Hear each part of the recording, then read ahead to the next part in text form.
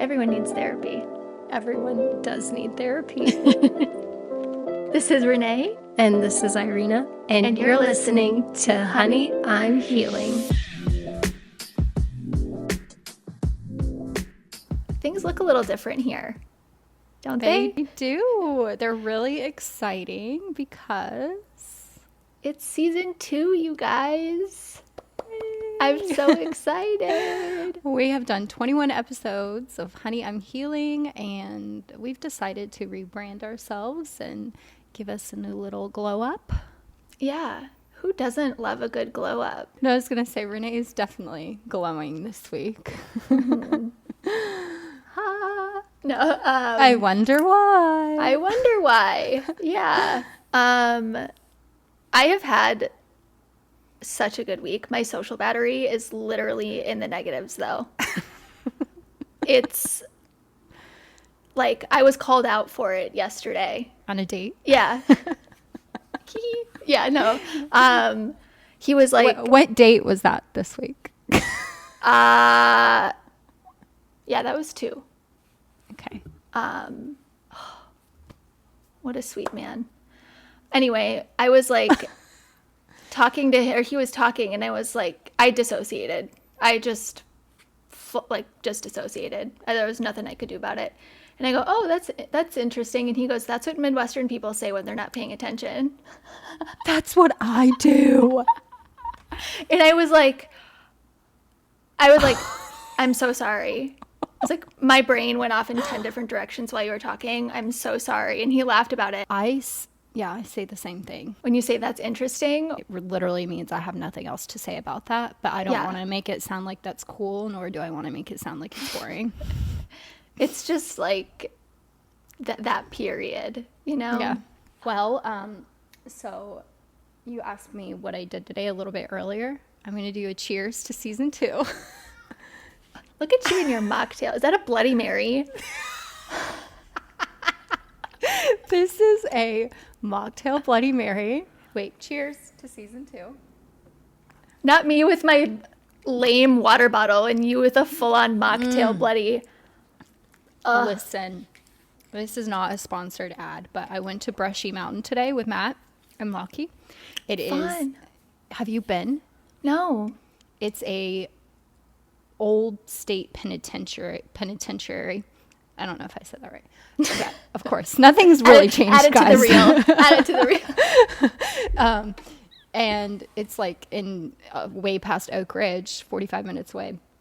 And you get to tour this old jail, which we didn't go and do because we've done that before. We simply went to get 12 bottles of their Bloody Mary mix that they make because the ingredients are so good and it is so stinking good. It's like $6 for a huge bottle. And I'm just really craving Bloody Marys. I don't know why, but Yeah. That's so funny. Easter egg there. I love that you made me try one when I was there because the first, I mean, I told you this obviously, but the very first legal drink that I had was a Bloody Mary, but it was made with sake, and it was god awful. It was terrible, and it scared me away from them. But when I had the one at the place we went to in Knoxville, downtown, that was good. Oh, yeah. It's just vegetable juice. When we were driving, I was telling Matt, I was like, Matt, I need to think of, I already have my one topic down, but I need to think of one more of like what we want to talk on the podcast today. It's just going to be like a mismatch of just things on our mind right now. And he just looks at me, he goes, I really don't think we think about the same things. He's like, you can talk about Trump. And I'm like, absolutely not. No. You can talk about guns? Absolutely not. Nope. It's so sad that those are like the two things that, not sad, but it's like those are really honestly the two things that people are talking about right now. And it's just because it's like an election year and stuff. But we have other things to talk about today, thankfully. I wager to bet that you did find some topics that you are interested in. So I have one that's like a little heavy and I have one that's light. So I'm noticing this trend going around within social media of women posting about all the cosmetic work they've gotten done that they are removing. Oh, yeah. Like, And because the fillers don't dissolve and stuff. that, which is so recently like found, but Yeah. I feel like I'm having more and more friends who are stopping all their like routine Botox. And this is, I think, specifically what I've seen people stopping is routine Botox and switching to patches, which is what I do. And then dissolving their lip filler. Interesting. I've been seeing like a lot of women do lip flips instead of filler. I have seen that. I would assume is that less like So what it does is they put, because I've looked into it, they yeah, put of course. Botox on the like top edges of your lip, so your muscles kind of freeze there and your lip curves up a little bit. Yeah. But you wouldn't be able to use a straw really. Like there's not much movement going on.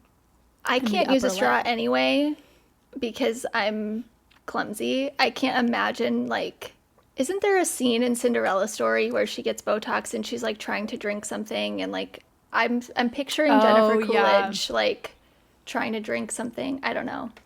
Yeah, I remember that. Which made me want to ask you, like, if you were to get like cosmetic work done, what would you want to do? And do you want to? Yes, and I would get boobs. Wow. I did would not get- think you'd say that. I have Mostly lost because I think your girls are great. But Oh no, I have lost about 20 pounds this year. And I feel amazing and I'm so like I feel more beautiful and confident than ever. But I'm like part of the itty bitty titty committee now and it's fine. Same. It's great because, I have women in my family that are like triple Fs. So I know the woes of that circumstance. So I'm very grateful that I don't have like the back issues and whatnot that comes with that. But at the same time, like it would be nice to be able to like at least have cleavage. So like, I don't know. I think that's probably the thing I would get. But what about you? I think I would, like, if I could, just a little bit of filler on my upper lip. You have really full lips already though. I have a really full bottom lip. Like, You're girl, you pouty. Look like, at that. I'm fine. I like it. But like, if I were to do that, it would be that. I think earlier in age, I would have said also a boob job. But I have a friend specifically, and I have seen so many women get illness in their body. Yeah. And that like completely deters me from ever doing that. I would say the same thing. I know a woman in one of my small groups that she had breast implants and she had to get a double mastectomy because her like muscles like grew in like it fused with the silicone implant. Oh. Yeah. I feel like that's surgical error or like doctor. For sure could be. But it and I'm could be sure your she body. is yeah, I think like she had some kind of medical history too or I don't know, but that's one of those things where you hear it and you're like yeah, like you're like I'm good. I'll keep my teeny tiny tatas for that. You know, actually, what I've seen that I think would be cool. It's called it's where they tattoo on your lips. Oh, yeah, like the color. Yeah. Yeah, I forgot what that's called too. A lip blush. Yeah. I'd I do haven't that. seen any like bad side effects from it or anything, and it does like also give the illusion of fuller lips.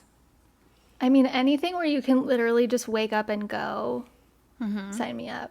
I think like for the longest time, getting cosmetic work done has been so popular, and I guess it kind of alters some women's thoughts on, okay, well, what's like true beauty if I don't want to offend anyone, so I don't even know how to say it, but I think you know what I mean. Yeah, well, I think women are kind of coming around to the fact that like there is such a thing as too much. And like, I feel like from what I've seen on just like through my own lens of social media or just socially, is that women are really embracing their age more. I'm seeing a lot more women Oh, go yes. gray. I'm seeing, and I love that. Yeah, me too. I remember being 18 and buying anti-wrinkle cream and being terrified of aging.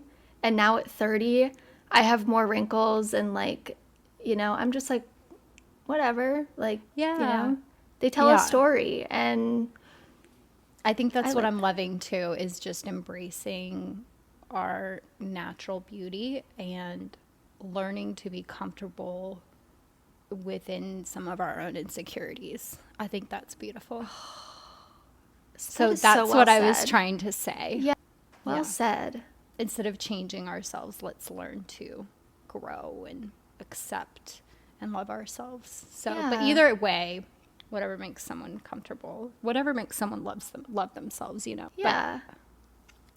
Okay, choice of well, topic. so have you seen the trend of thought daughters? Like thought as in brain, not the other kind of thought. I feel like um, I do need I to was like, clarify that. we may have different algorithms. Yeah, no. Um, so it's basically like INFJ core. It's a woman or like, well, yeah, it's a woman that spends a lot of time just deep in thought. So whether that's journaling or like that's her thing, and that's shown up a lot on my page. I wonder why. But so I've been on Pinterest a lot lately, and I'm just like, my whole profile page or like targeted page is all just quotes. And I've loved that because it feel like those are just those snippets of moments that make sense for me. And I save them to one of my boards. And I can't wait to look back at that at the end of the year and just see that kind of as like a time capsule of things that I resonated with throughout the year. But one of those things that I saw was a Zen proverb, and it was this: obstacles don't block the path, they are the path. Yeah, And I I like thought, that. I did too. I was like, yes, embrace adversity and the challenge, and don't like embrace the suck. Embrace that it sucks and just keep going because you're going to get everything that you need to out of it. Yeah. In therapy, I was talking about the dark night of the soul with my therapist, and she was saying that like every person in their life goes through that moment. It's that definitive moment of somebody's life. It's that marker between like before and after. And I can very truthfully, wholly, honestly say that I am so incredibly grateful for the lessons that I learned in that obstacle, and that path really was and is something that is leading to so much more. And that was just, it was a big bump in the road, but it wasn't the road itself. And so yeah, I just really resonated with that. Yeah, I like that. I think of like speed bumps in the road. You know, everyone hates them, but they're there to do something good somewhere else out in the world, to protect a child from going, you're going too fast on the road. That speed bump there is to protect someone from getting hurt. And when we go through adversity, when we go through rejection, sometimes it's just redirection to a different path to save us or someone else. That's so good. It's so interesting that you brought up rejection too, because during that therapy session, we did some of that sozo, like prayer therapy, whatever. But I had a really interesting moment where I saw my heart as this molten, like cracked lava rock. And I saw like the hand of Jesus over my heart. And he was holding it there and like removing it. And my therapist was like that. She's like, whenever you feel rejection coming up for you in the future, know that that was him saying like, I took care of that. And you know that I love visualization. And so as I've practiced that, I've felt so much freedom.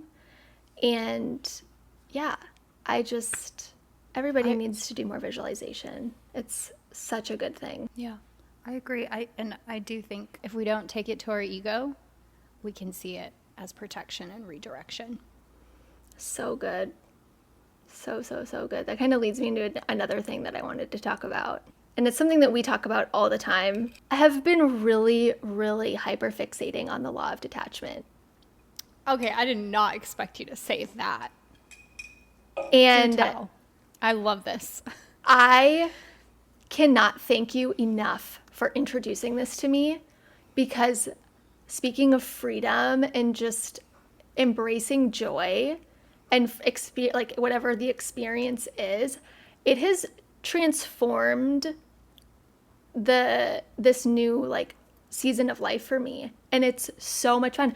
I go into situations now and I'm not worried about how I'm going to be perceived or whatever. I'm just like, I'm so grateful that I get to meet you today and I get to talk to you today and I get to encounter whatever we're going to, do today. And if it doesn't lead to anything else, that's so okay, because I get to just be present here and now. And Yeah. I love it. Isn't it like freeing? Yes.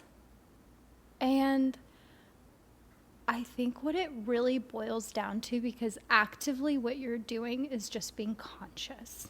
You're not allowing any other subconscious effort or your ego to play a role in your present life. You're just conscious and you're aware of the good, the bad, but it's all like affecting you equally. Yeah. No one is like the good and the bad, neither one is stronger. It just is. Yeah. Let's talk practical examples of law of detachment. I see it in practice in relationships, because that's probably where we hold expectations Yeah. the most. Well, I think that that's what we try to control the most. And when I think of law of detachment, I think of it as relinquishing control over the outcome. And I think that in a lot of ways, being attached is a form of self-sabotage. Because when you're self-sabotaging, you're trying to control the outcome Right. into something that you're familiar with or comfortable with. But at the end of the day, we don't know what will come of it. So why even try to bother with speculating? Why not just embrace the experience and let it just be that? Yeah. And not ruminate. I think Nope. one thing we lose when we practice law of detachment is we lose our ruminating thoughts. We're no longer codependent on anyone else's emotions or feelings or actions. You just are yourself. You're just your best self. Yeah. Yeah. Well, I think with not ruminating anymore, essentially what you're doing is getting rid of any insecurity as well. Because, at least in my own experience, whenever I'd ruminate, it would be about how I'm being perceived, or I shouldn't have said that, or whatever. It would be out of like kind of embarrassment, I guess. But now I'm just like, whatever, I said it. Like, Yeah. it happened. I made that weird noise with my mouth. It's fine. Like, I did make a sound effect that I shouldn't have. I did say raw dog to you the other day. Oh my God.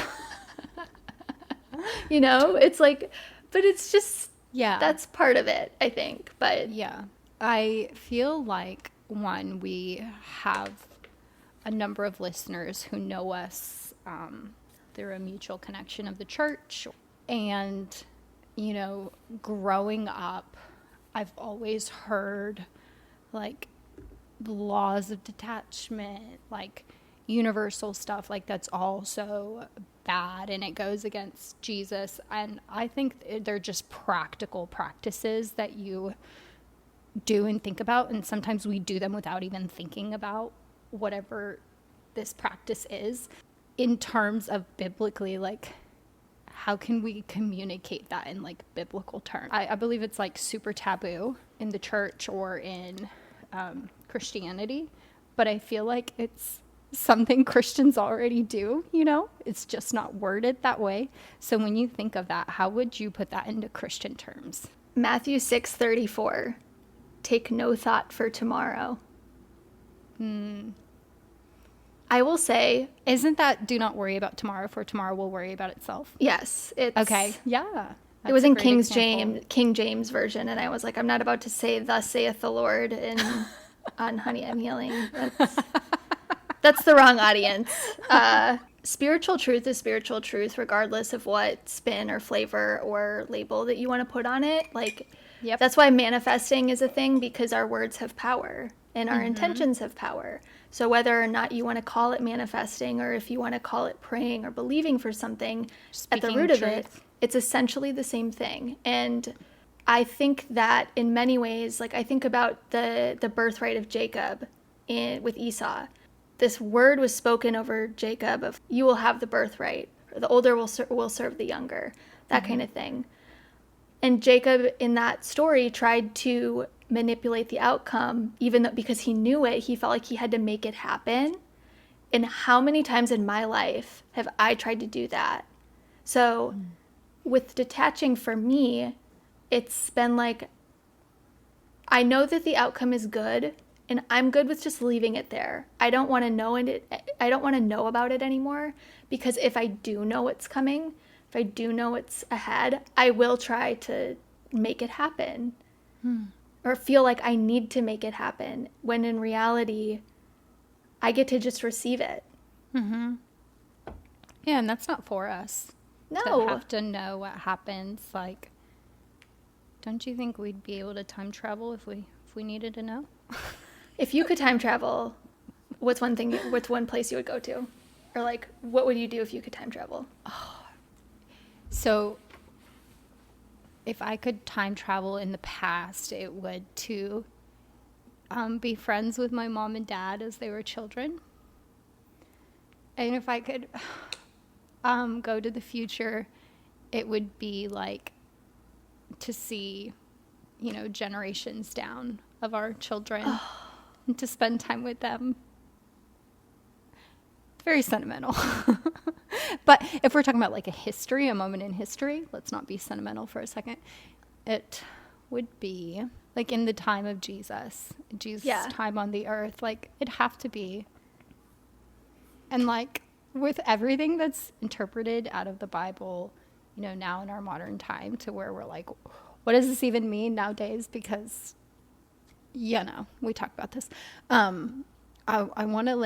want to be there and witness who Jesus like was in real life. I think if I was put into that, if I was given that opportunity to meet with Jesus, I would want it to be with Jesus and Mary Magdalene. Because I would love to hear the gospel and her experience of that as a woman who did minister to people and, you know, truthfully was just as much of a disciple as everyone else in that group. But we'll set that aside for now. I don't know why, but when you said historical moment, do you want to know what the first thing I thought of? And I do not know why. The No. invention of peanut butter. George Washington Carver. It's a very interesting story. Look it up. All of y'all Okay. look it up. It's a really interesting story. But I don't Okay. know why. That was what the first thing popped into my... This place is dangerous, you guys. This brain, it's a scary place. I can believe that's the first thing that popped into your head, but I don't think it's the Well, one you you also would know me. choose. I'm not even going to try to top your answers, because mine will just be nowhere near that. Mine But is like, go back and play with my dad and be like, well, I see where you got that trait from, or I see where I got that trait from, or I see why my kids are the way they are. No, I'm like, I kidding. see that unhealed wound, Dad. I saw it form. Yeah, no. That would be I think- really productive. I think it would be just so beautiful and humbling. And imagine the way we would love our parents. Just the empathy So that much you more. would gain. Yeah. Oh. I don't know if you saw in the news, Monday or Tuesday about how Taliban has created stricter laws for women in Afghanistan. Mm. And if there is one thing I can bring light to the world, and this is why I tell everyone to read A Thousand Splendid Suns, if there's something I can change in this world, it's freedom for women and young girls in Afghanistan. It Or I think absolutely. any culture that they're oppressed in. Oh, absolutely. Absolutely. I think the Taliban just enjoys publicly making it known how much they oppress the women there. And I understand it's not like a U.S. humanitarian issue, and it's not something we're, actively pursuing to solve, given our history with Afghanistan. But I don't know. Do you know some of the history? Can I tell you a little bit about it? Yeah, Because I would love to hear about it. Afghanistan was on a path, especially like 60s, 70s, doing their best. Women were wearing mini skirts there, like they didn't have to wear head coverings. Now, that was still there, especially in more rural areas. And it was based on, traditional values and religious values that they saw. But, in more of the urban areas, people who still were religious through Islam, they still believed that women can go work, women can go to school, women can vote. So that was happening, and the Soviet Union was, I'm sure they were not perfect, and I don't know the full history of the effect of the Soviet Union in Afghanistan, but they helped like employ women. They built schools for women and kids, and women can get degrees, and so they were like a big force in helping the government help their women. And when the Soviet Union collapsed, Mujahideen, I think, overtook the government and started banning everything. And eventually the Taliban took over in, I think, 2021. And it's gotten as far as down to women can no longer speak in public.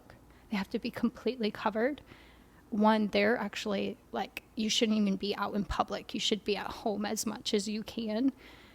You cannot go anywhere in public without your like designated man.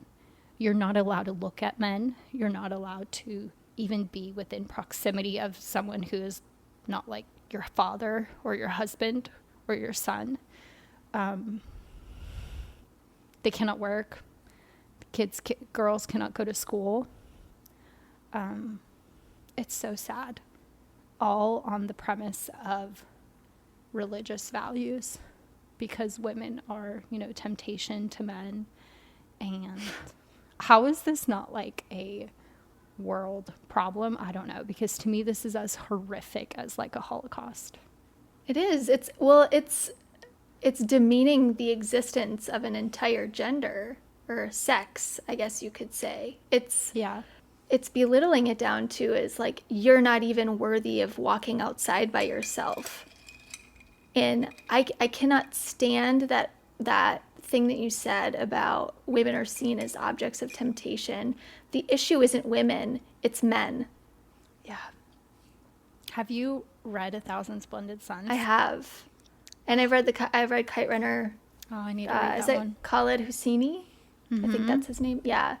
It's not a book meant to. I will say this because I've had a friend once who I recommended her to read it. Listen, not all books are meant to entertain you. Some books are meant to change you and like touch you and change your life in order to love women more or like become aware of other countries. And the pain in my heart when she told me it was the worst book she's ever read, that's why I'm like, more people need to know about what's going on because it's not fair. Like, I can't imagine my 8-year-old daughter living that type of life. Mm-mm. Well, also there was a better way she could have said that she didn't enjoy the book. Yeah, I have no idea. I'm just gonna set that in there for a second. Yeah, That's still a mystery to me of why. Anyways, I don't know. I think it's a Southern thing. I think people in the South just are not, I really do think Americans do not think about other cultures around the world, No. especially in the South. It's very me. So not everywhere, because I know people who have also read this book and like it changed them. And hopefully somewhere someone listens to this and it's one extra voice that we have fighting for those women. I love that. Thank you for sharing that. I will have to do more research on that, but yeah, I can't imagine how those women feel and feeling powerless and watching other other countries have liberties, basic human liberties that they do not. I cannot even begin to understand what that feels like. And that really grieves me. Yeah.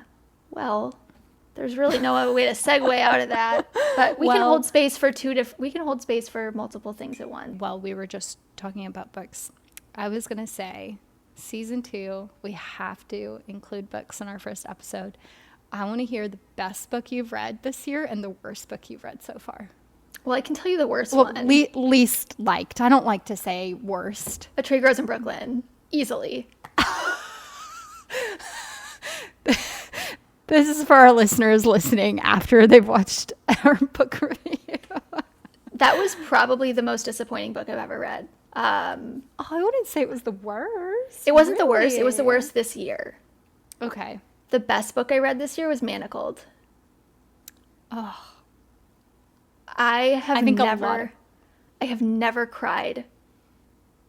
A book has never made me feel that. And I still think about it, and I read it, I'm pretty sure I read it January 1st or finished it in that time. But I remember crying ugly tears. Just sending you, girl. A book that can make you bawl and feel things in your soul.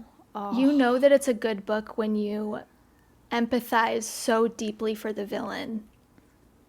Oh, wow. When the villain is so beautifully humanized. Mm-hmm. Oh, it was such a good book. What were yours?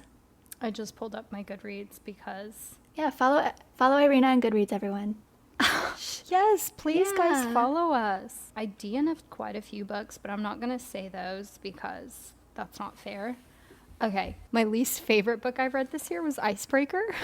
Okay. By Hannah Grace. Smut all the way. And just no substance at all. I cannot read a book just for romantic smut. Ugh. And it had such great reviews, and I love hockey too. So yeah, it was awful. The best book I've read this year, I'm pretty sure I cried a lot in the end. It was called Leaving Time by Jodi Picoult. Oh, Jodi Picoult's always good. Oh, it's about a woman who, her and her husband, so many plot twists, so many, this is the type of book where you have so many questions, but little by little things get answered, and there are little clues along the way, and you're just constantly what is happening? And then bam, knife to the heart. It's about a woman and husband who work with elephants at a sanctuary. The daughter goes in search looking for her mom. It's wild. I recommend it. Very different, a little afterlife spiritual, but 10 out of 10 recommend. It was called Leaving Time. Yeah. I'm going to have to read it now. It's very different. There's a medium involved. Okay. Which I don't care. I honestly never knew anything about them. It did not give me bad vibes at all. I thought it was beautiful and healing, and it was crazy. I think you can read a story without subscribing to that and still be able to take away the theme of it without really taking issue with it. It's not like you reading that book means that you automatically agree or align with that. It's just part of the story. Yeah. Yeah, no, it doesn't it doesn't affect me as far as like, didn't trigger me as far as my beliefs or values, whatever. I'm very open-minded. Yeah. But I can't even say what it like, I can't even explain the medium part without Oh, giving it away. giving Okay. it away, but it comes together and it makes sense. So, yeah, recommend that. Speaking of books, I found a quote on my Pinterest by Ralph Waldo Emerson. It was this idea of people's opinions of the world is a confession of their character. Ooh. How true is that? Yeah. Is everyone out to get you in the world? Well, that and like, Oh, I'm just listing examples. yeah, Like, or just how do like you see general things? negativity or lack of Pessimism. empathy. Yes. You know, any of the schisms. It reminds me kind of what we talked about with narcissism. You had said something that in one of our past episodes, but it was they will always show you who they are first. And that is what people's opinions do. Now that opinions can change and they should. I think everybody should be open-minded, and I think that everybody should kind of like what we were just talking about, like you can listen to an opinion and hold space for it without adopting it, but you know, kind of like with the medium thing we were just talking about, but Or without it triggering you. exactly. But I think that that's what active listening looks like, and that's what like intentional listening is, and it's just trying to put yourself in someone else's shoes. You don't have to agree with it. You don't have to like the shoes. They don't have to fit you, but everyone needs to do that. Yeah, I like that. Yeah, I like this. I like this season 2 version of us. I do too. Back and better than ever. What are you looking to get out of season 2? I would love to have more guests and more dialogue with our listeners, because the reason I talk about some of this stuff, like I would love to hear what other people's opinions are about the suffrage and oppression in Afghanistan. I just want to hear more thoughts. I love that. I just want to say thank you to everyone that listens to us. I think I speak for both of us when I say it's like just such a sweet and incredibly humbling thing to know that there are people that tune in every single week and show up for us just to hear us gab and, you know, talk about the invention of peanut butter or, you know, how I struggled with self-sabotage. You never know what you're going to get when you log in to listen, but I am so incredibly grateful for every single person that does. Yeah. I'm so grateful to have this space to even talk about stuff like this with you. And I think that's my theme for season 2 is just intense, radical, offensive gratitude. Ooh. Heavy on offensive. I'm kidding. Heavy on offensive. Let's be offensive. Yeah, let's be super offensively gracious and gratuitous. Gratuitous. Gratitudous. Whatever. Yeah. Whichever one. We'll just add that to the reel too. Well, we will be back next week. See you then. Bye. Bye.